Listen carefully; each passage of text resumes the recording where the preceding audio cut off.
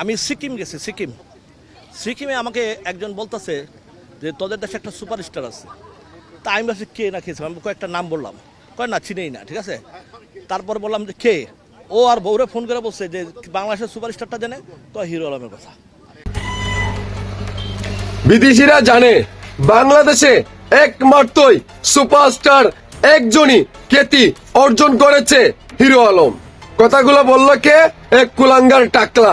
তার কথাগুলো শুই না আছি আমি দাঁড়াইয়া, আজকে তারা নিয়া দিমু বইরা।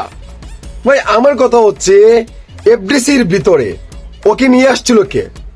শাকিব খান। শাকিব খানের হাতে পায়ে ধরে বন্ধুত্ব প্রতারণা করে যাই করুক না কেন সে এফডিসিতে আসছে। শাকিব খানের পা চাটতে চাটতে তার বাপ দাদা নাই নামটা সব পর্যন্ত ভুলে গেছে, তখনই বাপ বাপ রাখছে শাকিব খানকে। এখন উল্টা পাল্টা কথা বলে এই যে হাসি, মানে বেইমানে কসম করে।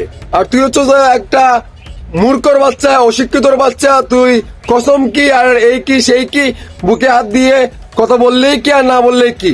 তোর মতো বেইমান কুলাঙ্গার আর একটা যদি থাকতো তাহলে ইন্ডাস্ট্রি একদমই নষ্ট হয়ে যেত।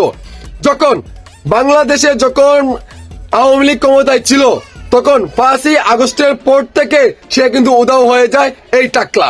কারণ ওর বিরুদ্ধে অনেক ধরনের, মানে ভাই কি বলবো, আপনারা এফডিসি কাটাকাটি করেন দেখতে পারবেন সে 1 নম্বর মানে আওয়ামী লীগ করতো। এমনকি আওয়ামী লীগ করার সময় এমন একজন ব্যক্তি ছিল, মানে তার মানে সাপোর্টে তাকে নাম বিক্রি করে অপকর্ম করতো, অনেক নারীদের সাথে মানে বুঝে নিত আপনারা, সবকিছুই করতো। আমার কথা হচ্ছে ও এখন পর্যন্ত কিভাবে থাকছে দেশে, মানে এইভাবে কিভাবে ঘুরছে? অনেকদিন 5-6 মাস ও কিন্তু উদাও ছিল, যখন 5ই আগস্টের পর থেকে সে উদাও। এখন আবার আসছে কিছু এক বছরের ধরে, মানে আসছে আইসা আবার এফডিসিতে মানে পাম দিচ্ছে। বুঝলাম না ভাই, ওর কি কোনো কাজ নাই?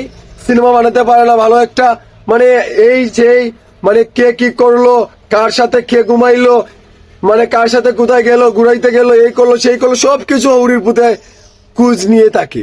কেন তোর কি এগুলা কাজ রে? মান্দারপো, তুই কি বুঝোস নাই? তুই কি দুদু কাজ? তোর দিমু যেমন তাবা 32টা দাঁত না 34টা দাঁত পালাই মতো আগল দাঁত শুদ্ধা হালার আলা মূর্খ।